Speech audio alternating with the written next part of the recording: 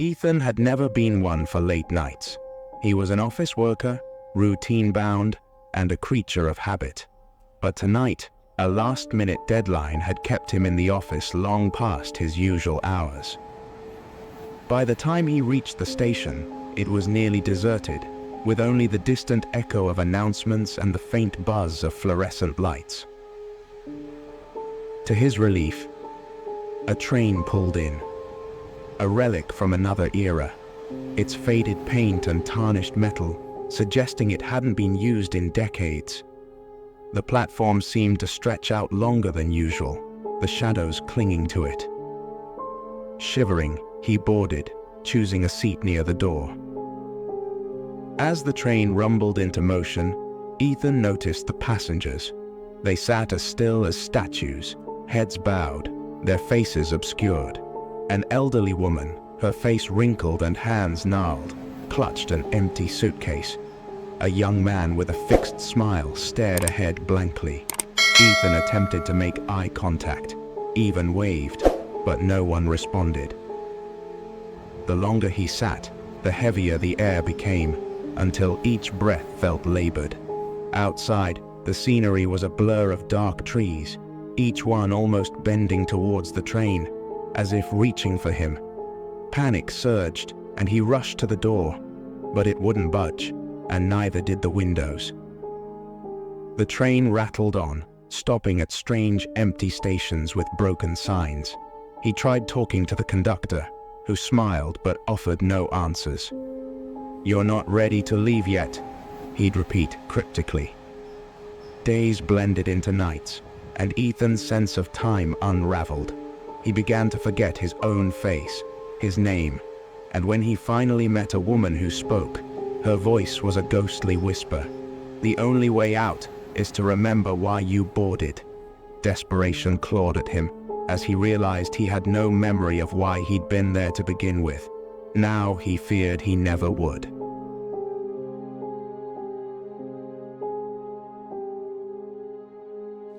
It was said the Whispering Woods were not for the faint-hearted. In the village nearby, parents told stories to frighten their children away, warning them of the spirits that lingered, waiting to claim anyone who wandered too far. Sophie, 17 and full of defiance, didn't believe a word of it. To her, the woods were nothing more than trees and shadows. On a cold autumn evening, Sophie accepted a dare to enter the woods alone. She stepped past the brittle branches at the forest's edge, laughing at her own nerves.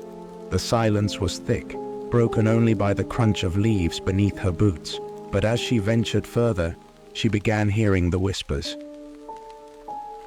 At first it was faint, her name spoken softly, as though on a breeze. She spun around, but saw only the twisted trees looming above. She continued, pretending not to notice the eerie hush that blanketed the woods. Yet the voices persisted, each whisper more urgent, more insistent. "Come closer, Sophie. I have something for you," a voice murmured, sounding like her mother's. Heart racing, she pushed through thickets, her breath quickening.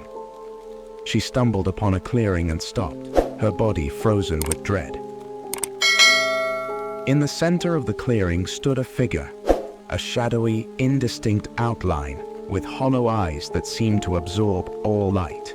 The whispers grew louder, surrounding her, echoing in her mind. The figure reached out, beckoning, its hand a skeletal claw. Sophie tried to scream, but her voice caught in her throat. Days later, villagers searched, calling her name, but Sophie was never found. Only fragments of her clothing, torn and scattered, hinted at her fate.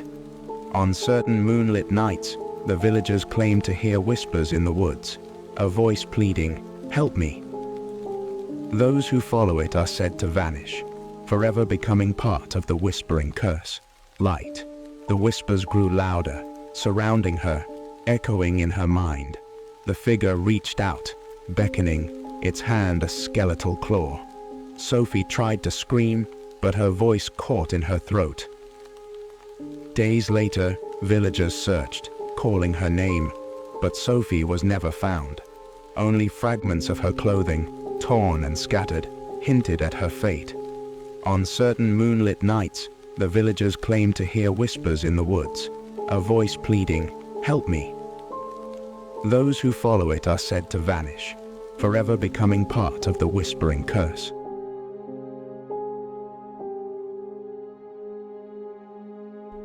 Sarah and Jake had just moved into their dream home, a grand old Victorian with creaky wooden floors, tall windows, and an attic full of forgotten relics. During an afternoon of unpacking, Jake stumbled upon an antique doll tucked away in a dusty corner, untouched for decades. Its porcelain skin was flawless, and its glassy eyes seemed oddly lifelike, as though they could see him. Jake brought it down, laughing at its peculiar charm, but Sarah felt uneasy the moment she saw it. The doll's eyes seemed to follow her, its expression slightly changing each time she looked away.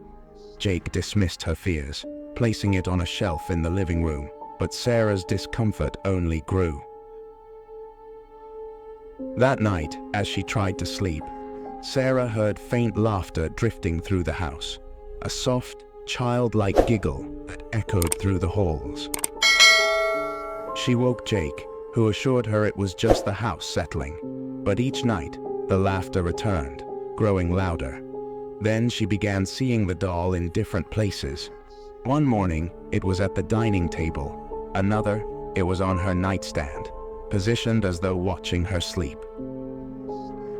One night, she woke to find the doll on her chest, staring into her eyes, its painted smile twisted into something sinister. She screamed, tossing it across the room, but when she checked, it was back in its place, perfectly unharmed. Sarah grew pale and frail, haunted by vivid nightmares of the doll, whispering her deepest fears and secrets. Finally, she tried to burn it, watching the flames consume it, but when she returned to her room, it was there, unharmed, a smug smile painted on its face, and that night, she heard the whispers again, clearer than ever. "You can't escape me."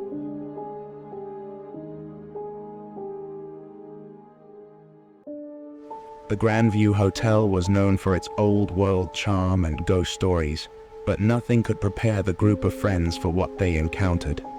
They were exploring the hotel's winding halls one evening when they stumbled upon a door they hadn't seen before. It was unmarked, hidden in a shadowed corner of the corridor.